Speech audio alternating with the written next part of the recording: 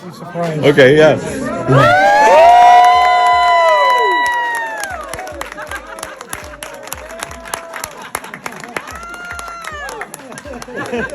that kind of.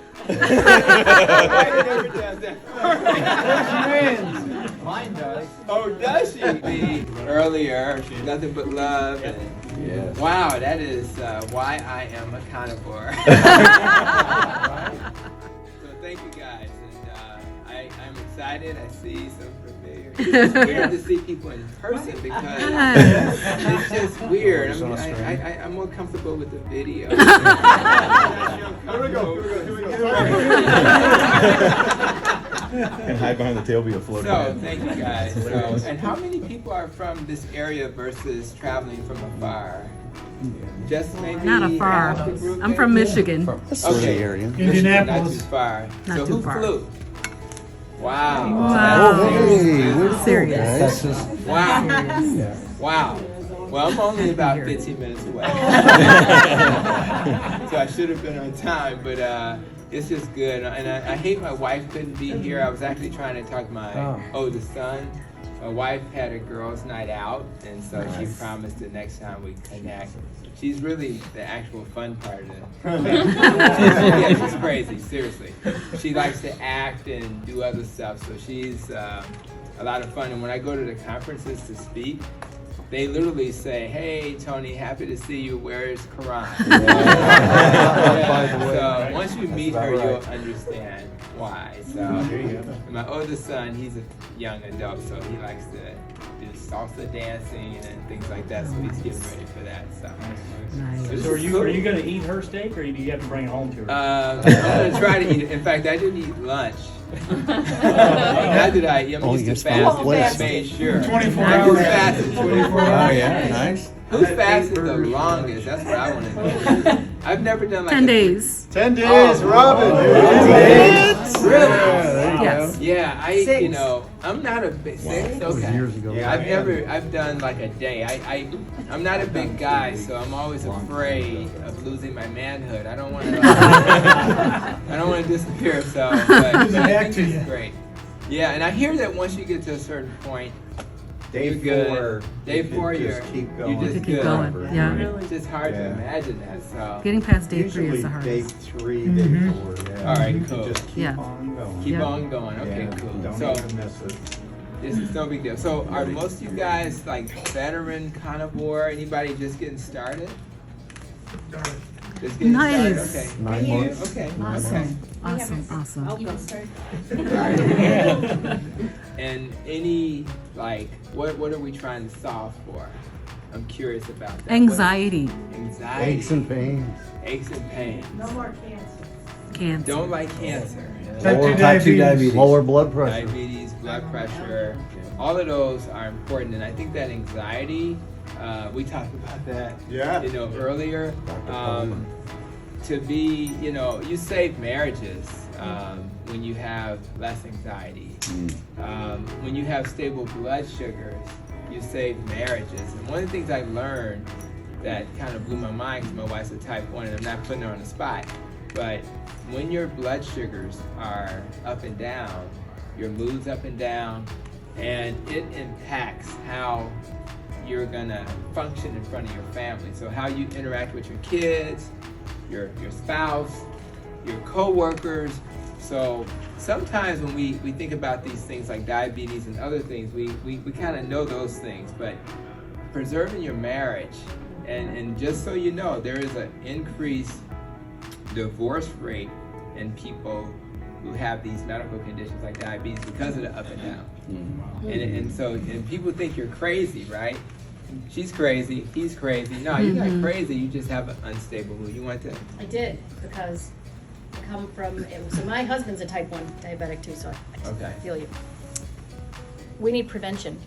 We need 1 million more doctors like you to go out and teach the pediatricians and the kids and get into the schools, because it's great to heal the adults. That's right. And all these documentaries and everything that are out there, but people just see this as a cure. Yeah. And until we get to the littles Yes. and teach them, because then they'll teach the adults, because out of the mouth of babes. That's right. But until we do that, we're just gonna have this cycle of eating junk, and then I don't need that until I'm sick. And then I'll use it as a cure, and I'm gonna go back to my eating junk. That's right. But I have 8 kids, and I wish I knew this stuff when my older ones were younger, because now, I got my younger ones. My 10-year-old is so sad she couldn't be here because she's the biggest carnivore ever. She's so excited. She's like, oh, you're gonna see just all carnivores? Are any of them famous on YouTube? She's like, have they ever walked the red carpet? And she comes up with this stuff, I don't know. But she reads things, and she's like, Mom, did you know red 40 can cause cancer? And why is there wheat in this? She has to be gluten-free, and she doesn't understand. She's like, why does everyone want us sick?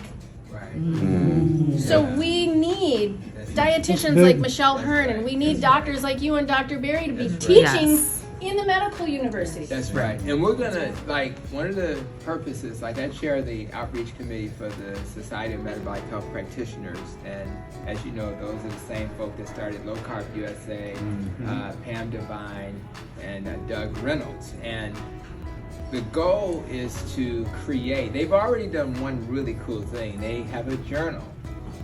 They have a journal for metabolic health. So if you guys haven't seen that, check that out. Just go to the Society of Metabolic Health Practitioners site.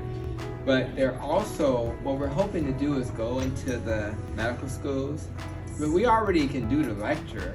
The question is, let's go to those places and be invited. I was sharing with Carrie and Adam that I was just at the American Medical Groups Association meeting in Washington on Monday and Wednesday. And in those settings, you have all of these health systems that kind of come together to share best practices. So although for that meeting I was focused on health equity, I always incorporated metabolic health. So they wanted me to come and talk about health equity, and I did. But I used an example of a patient, and I said, if she comes to me, what am I going to focus on? And of course, I talked about metabolic health. I'm trying to socialize that term so that doctors start to think about it. It needs to be incorporated into the training. There are some pockets of this going on. Unfortunately, where you see the most of this nutrition training are places like Loma Linda. I just got another text from Dr. Salcido, who speaks at some of these conferences, and she's an OB-GYN, and she's basically a keto OB-GYN at Loma Linda. I mean, just imagine that, right? So, but she's able to do it. Yeah, right. How did that happen? Although she may end up finding that it's going to be difficult to continue that, so she may end up doing something different. But the goal is we need clinicians, rather than the nurse, pharmacists, like my wife, nurses, doctors, whoever, nutrition professionals. And until that happens, they're going to continue to follow the model that they've been asked to follow, and that model is flawed. Michelle Hearn is more courageous than me, because Michelle Hearn, that nutrition professional, and I think she has a good book coming out. Does she have a new one? She has a book for the kids. I can't. Yeah, it's so That's her cute. dietitian's dilemma. Hope it's not a is secret. But dietitian's dilemma. So she's gonna have this cool book for kids, but the whole point is she had to be more courageous, because for a dietitian to deviate from standards is a bigger deal. We're given, and I was sharing with Carrie and Adam, we can use the nutritional guidelines as guidance. Technically, now doctors don't do that, they just do it. But technically you don't have to follow it. If you can justify a position, like when in my notes I'll say no statins for this reason, and then I can justify it, but with them they can't deviate from that. They can literally lose their license. So we have to get to a point where we're flexible. We look at people in front of us and we say, here are some options.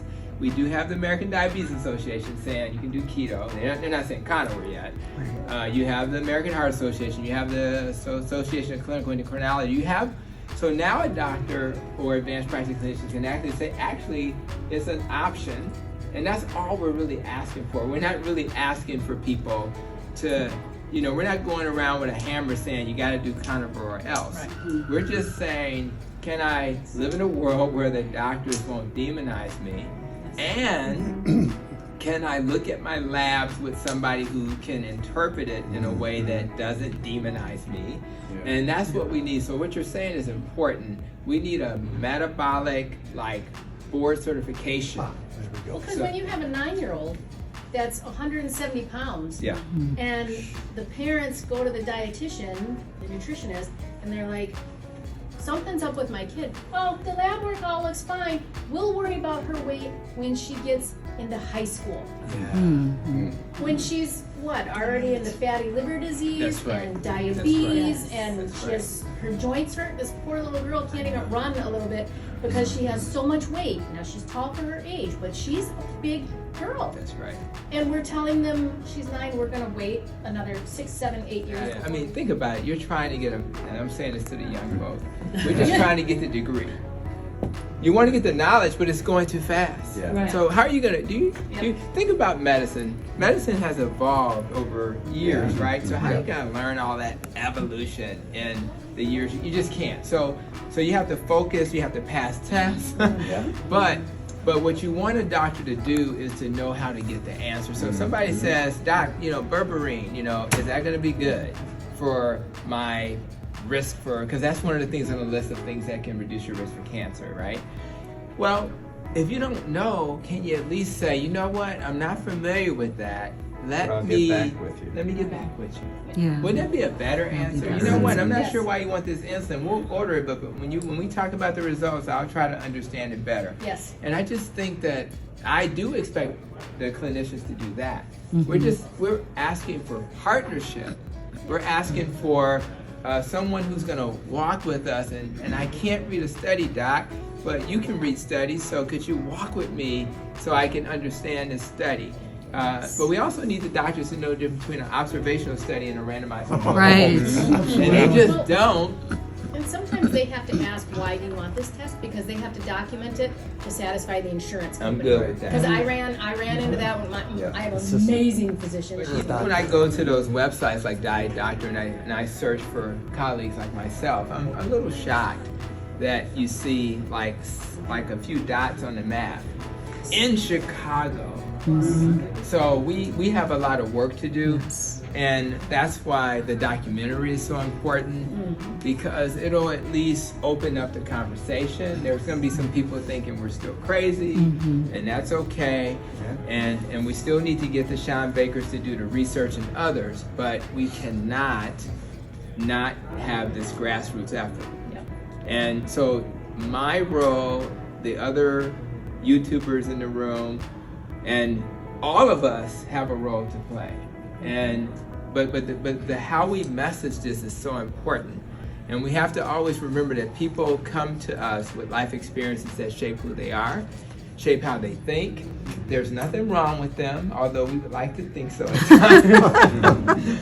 And because we see that lens where we are understanding where they're coming from, then we can at least start our dialogue with that framing. And it's almost like having a conversation about the war, having a conversation about religion, politics. All of that stuff is so emotional, right? So if we're gonna have a conversation, we have to kind of lay down the rules of engagement. Some of those rules are, and I've seen Dr. Anthony Chafee debate people and Dr. Saladino and others. We have to understand that is it okay for us to yell and scream at each other a little bit? Now, and if the answer is yes, let's yell and scream at it. When we're done, we've made our points and then we move on. Now I'm a little softer, so that's why I decided to say you're the metabolic health doc, because I do have patients who are plant-based, and with the right supplementation or whatever, they do okay. I would not thrive that way. I've tried it. It doesn't work for me. So for those people who are in that corner of the globe, let them do that. But I've always said this, and I've said this publicly, please do not ever have even a carnivore Monday and Friday in New York. I don't want to live in a world where the plant-based people can't even eat plants on Monday and Friday. Right. And I certainly don't want what we currently have, where we can have our meat on Mondays and Fridays. So I've always tried to frame things from a lens of, I hear where you are, please hear where I'm at, and then that's kind of how it was made. And I think we need voices. I love Sean Baker's how he pokes at plant-based people. He pokes. And I think we need people that we're gonna have fun. We're gonna, do that, but we need a little bit of a balance. So everybody, we have to balance the conversation. So as long as we do that and we treat each other like adults, it's all good. So You're more of a meet people where they are. That's who I am. Because that's where I am as a coach. Yeah. I'm like, not everyone is gonna be carnivore, and if I No. push that and heat them up, I'm gonna lose them. You're gonna lose. But if I can just low carb. And You want some- some berries for dessert? Let them have it. Have the berries for dessert. And some Right. people are Because okay. you can Like I slowly can eat bring them. I can eat avocado if I'm having a ketovore moment, right?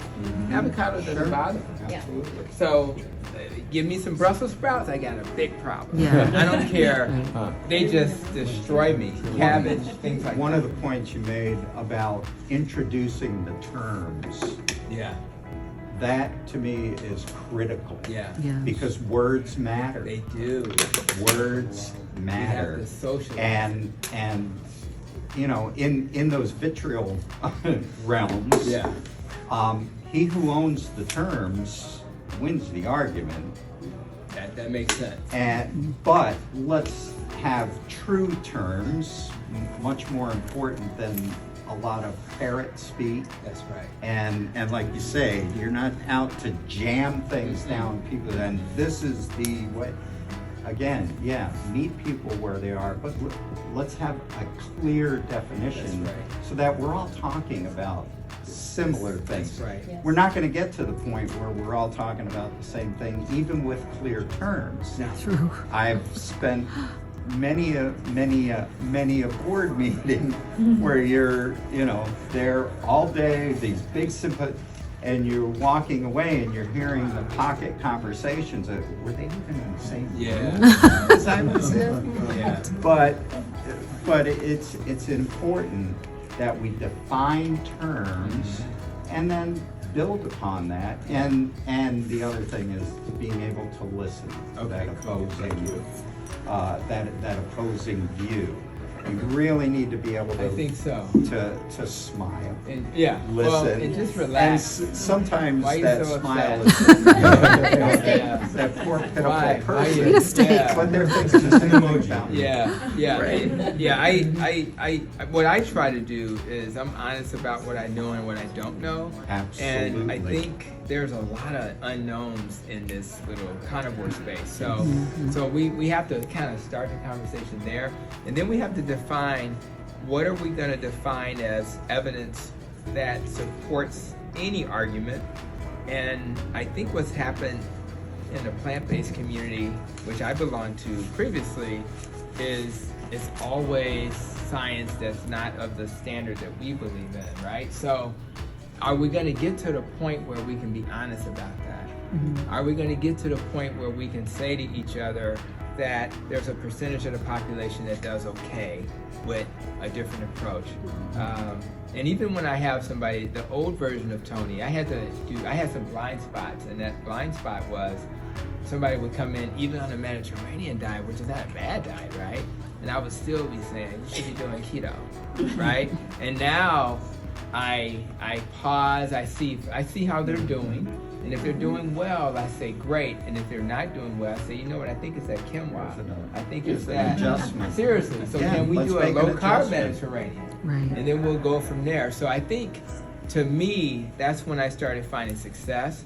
Because what I don't want is a patient to leave out of my office and then have to go find another doctor because I didn't listen. Or Yes. because he was pushing Right. that keto carnivore stuff. I don't want to be that guy. So I just Right. think that in a world where we're trying to figure out how to help each other, we have to look at our blind spots. I'm doing that. I mean, me and my wife, we're listening to Dr. Gottman, who, if you have anybody heard of that guy? So I'm gonna save a few marriages. But anyway, they actually did research on marriage. Imagine having a mic in the love lab and being able to be monitored to see how you and your spouse interact. Imagine doing that over years And then some people made it, some people didn't. And then they took the data to determine what behaviors lead to a long, healthy marriage. So if they met you guys individually with your spouse, they could predict at a 93% accuracy whether or not your marriage is going to make, just based on how you interact with them 30 minutes. Wow. So if that's true, then that type of information has to be shared, but more importantly, you apply those principles so in other words, if I'm having a conversation with my wife, I'm looking at you because I guess you're an African-American female, in this example. Yes, I am. And in that example, if I'm talking to you, but I'm really looking at him, but you're stonewalling, and you're really not listening to what I'm saying, they teach you how to, first of all, notice that she's stonewalling, and then how do you pause so that we can continue, because if you're saying stuff and she's not hearing you, you're wasting your time. Right. So that same principle of understanding that we all have blind spots is very valuable, because I can sit here and you guys say, Dr. Hampton's a nice guy, but you're not the one that's sleeping next to me, so you really don't know the full story, right? And so, but in order for me to be the kind of guy I perceive myself as being, I have to be willing to learn. So it's not just learning how to eat well, it's not just learning how to sleep well and reduce stress, it's learning how to have relationships, learning how to not be socially isolated, learning how important this community is. I mean, literally, this community is more important than the knowledge that you have acquired so far that led you to this day. And so, if that's true, then I need to nurture that community. That's why I hang out with the Steak and Butter gang, once a month, because that community is not just helping the people in the community, it's helping me. Because when I go to my large health system, in the top 10 in the country now, nobody else has carnivore on their name tag. I don't really have it on my name tag, but they know. And it still feels strange, and people still look at you as outliers. And when you're trying to do things in the health system and grow in leadership, you're always wondering if that path you took is going to make that difficult, right? And if it does, it's okay. It's okay, because that's not my path. I'll do my work wherever, but so far they're listening. And we were talking about the smart farm and the food pharmacy we have in our health system, and it was just an idea. It was just a moment when I was just in a leadership role, and they said, how are we going to help people? And I was like, we need to teach them about lifestyle. And next thing you know, we started a healthy living program, which led to a food pharmacy, and now we're growing food. And we don't have cows yet. We're working on it. But we're able to take an idea and then and cascade it out. And so we've done that in Illinois at about 6 or 7 hospitals. Other than being on myself, that's what I need. And it's really important we know our love language, so that we'll know how to, but more importantly, you need to know your spouse's love language, because people continue to give their spouse their love language. What's your love language? Oh, I have Physical a different. touch. Yeah, I know it. Give it to him. No, and that's I have a slightly different take on all of that, but that's okay. Yeah, I never would have started carnivore. It's changed I'm gonna get choked up. Oh my God! It's Make us all changed my choked life up. forever. I never would have started if it wasn't for good, brave doctors like you getting out there sharing the word. It's so important. We gotta elevate his voice and all the voices like that. So thank you so much. Thank you so much. Yes, I yes. appreciate that. Yeah. It gives us courage. It gives us permission, and I think we all needed that. I needed that. If it wasn't for those who came before me, I wouldn't have never done carnivore. No way. I was a vegetarian and at times a vegan for 7-8 years. So, but man, when I saw my colleagues who I respect so much. And I was just telling you, like when I heard Dr. Eric Westman say on his most recent video, he's pretty much carnivore. He just doesn't, he's like me. He's kind of coming around. Yeah, he's coming around. He's just a science guy, so he needs more data, which is fair. If you're gonna stay at Duke, you need data. So I lean more in his direction in terms of data for my patients, how I message it. right? So I tell patients, I support it, but here's what the evidence says. So you need to make a decision. We'll do it together. But I don't put a carnivore sign out yet because I need that science. But what I see so far is very promising. Yes. So, my patients can't wait to heal. There are going to be some people who will perish prematurely because we were waiting.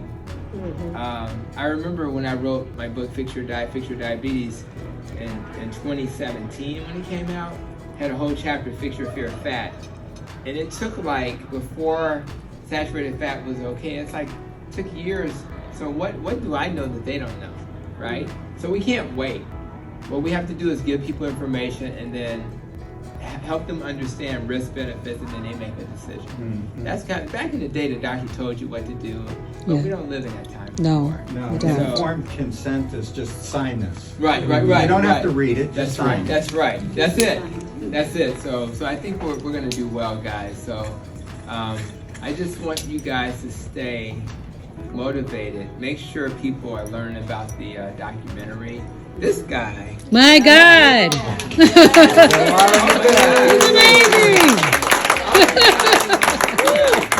I don't think I've shed a tear on a podcast yet. So I appreciate him. Yes. I always remember my oldest brother. I have a big, large brother who we were barbecuing one day, and it was the funniest thing. He's watching The Lion King. And of course, there's a moment in the cartoon when the bad thing happens.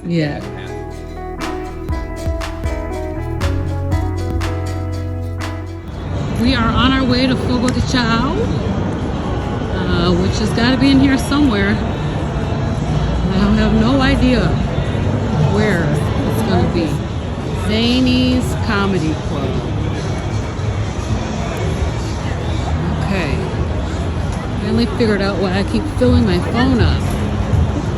These videos. Man, I can't fit none of that stuff in with my meat. And I'm gonna be the only one eating some regular food. What you want to eat? We're not judging.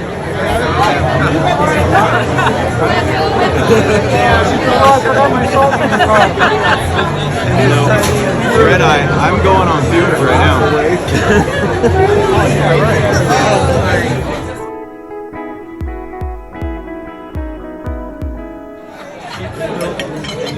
Stuff like that. It's got this real crazy. This is lamb and sirloin and parmesan.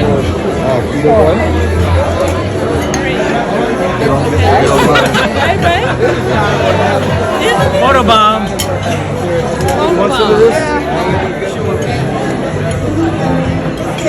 Christy, this is picanha.